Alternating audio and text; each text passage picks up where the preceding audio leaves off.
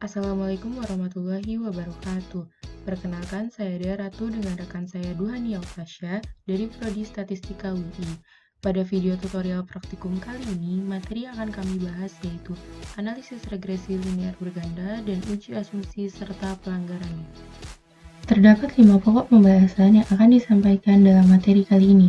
Yang pertama studi kasus, yang kedua UJF, yang ketiga uji T, yang keempat uji asumsi, dan yang terakhir yaitu model terbaik. Pembahasan mengenai analisis regresi linear berganda. Analisis regresi linear berganda terdiri dari satu variabel respon Y dan lebih dari satu variabel prediktor X. Analisis ini digunakan untuk mengetahui pengaruh dari masing-masing variabel prediktor terhadap variabel respon dan melihat variabel mana yang mempunyai pengaruh lebih besar. Model regresi linear berganda yaitu Y sama dengan beta 0 plus beta 1x1 plus beta 2x2 plus beta 3x3 sampai dengan beta kxk plus epsilon.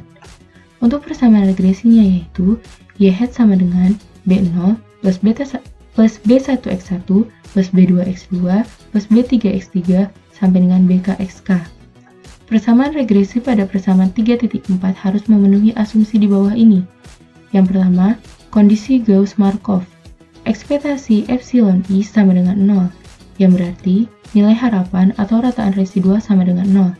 Yang kedua, variansi residual homogen untuk setiap nilai X.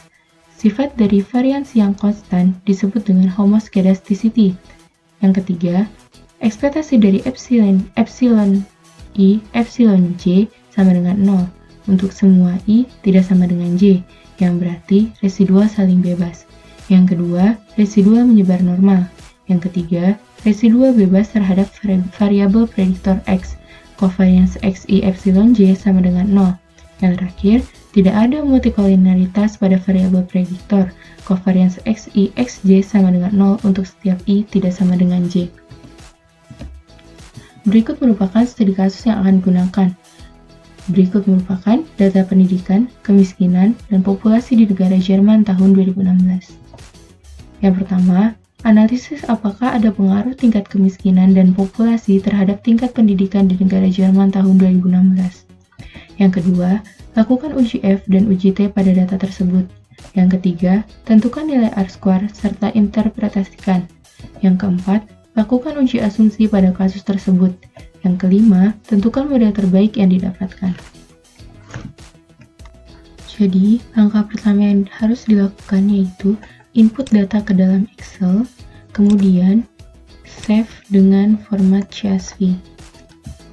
Langkah selanjutnya yaitu buka RStudio, kemudian ketikkan sintaks seperti yang ada pada arah berikut. Nah, jadi sintaks yang pertama itu buat manggil datanya. Cari data yang digunakan. Jangan lupa data harus dalam format CSV. Setelah itu panggil datanya. Nah, di sini udah terlihat ya, data yang digunakan udah sama dengan studi kasus. Buat melihat variabel apa aja sih yang ada dalam data. Nah, kita bisa gunakan syntax names dalam kurung data. Jadi, terdapat 5 variabel dalam data ini. Yang pertama yaitu nomor, provinsi, pendidikan, kemiskinan, dan populasi. Sintaks yang digunakan untuk mengambil salah satu variabel. Jadi, kita tentuin dulu mana variabel respon, mana variabel prediktor. Di sini, variabel responnya yaitu pendidikan. Untuk variabel prediktornya yaitu kemiskinan dan populasi. Nah, kita manggil masing-masing satu. Y sama dengan data pendidikan. Nah, kita lihat Y-nya. Kemudian untuk X1, data kemiskinan. Untuk X2, data populasi.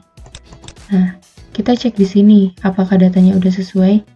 Di sini datanya udah sesuai ya untuk pengambilannya. Ini data pendidikan 361855. Di sini 361855 udah sesuai. Untuk kemiskinan udah sesuai dan untuk populasi pun udah sesuai. Nah, selanjutnya itu untuk melakukan regresi. Gunakan sintaks berikut untuk melakukan regresi. Data yang di sini itu harus sesuai dengan data yang kalian masukin di sini. Nggak boleh beda. Nah, kita coba ya untuk melakukan regresinya. Nah, di sini udah ada hasilnya. Kemudian, Sintaks selanjutnya yaitu uji ANOVA. Nah, ini hasil dari regresi dan uji ANOVA.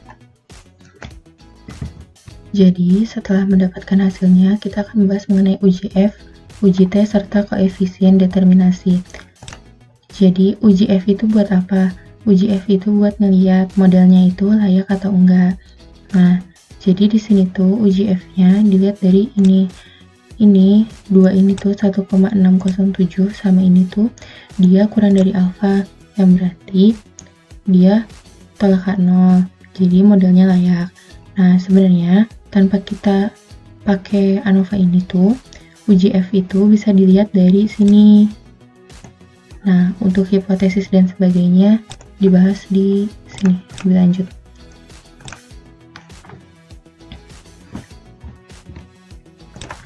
Nah, di sini uji F-nya itu p-value sama dengan 8,234 E-13. Untuk hipotesisnya yaitu H0 beta 1 sama dengan beta 2 sama dengan 0. Model tidak layak. H1-nya ada beta I tidak sama dengan 0 yang berarti model layak. Untuk tingkat signifikansinya yaitu alfa sama dengan 5%. Daerah kritisnya yaitu p-value kurang dari sama dengan alfa, maka tolak H0.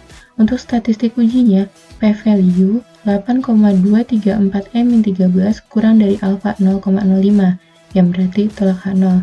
Untuk keputusannya, karena nilai p-value kurang dari alfa, maka keputusannya adalah tolak H0. Untuk kesimpulannya, dengan tingkat kepercayaan 95%, model persamaan layak digunakan. Selanjutnya yaitu ada koefisien determinasi. Maksud dari adjusted R-square 0,984 adalah sebanyak 98,4%.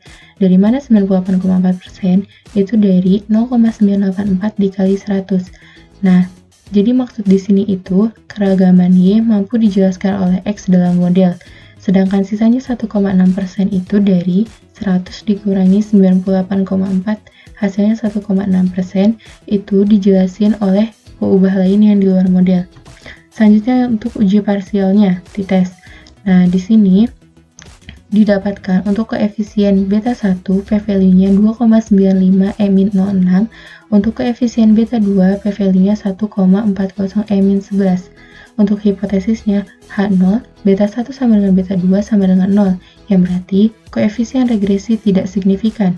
Untuk H1-nya ada beta I tidak sama dengan 0, yang berarti koefisien regresi signifikan. Untuk tingkat signifikansi, alfa sama dengan 5%. Untuk daerah kritis yaitu p-value kurang dari alfa, maka tolak H0.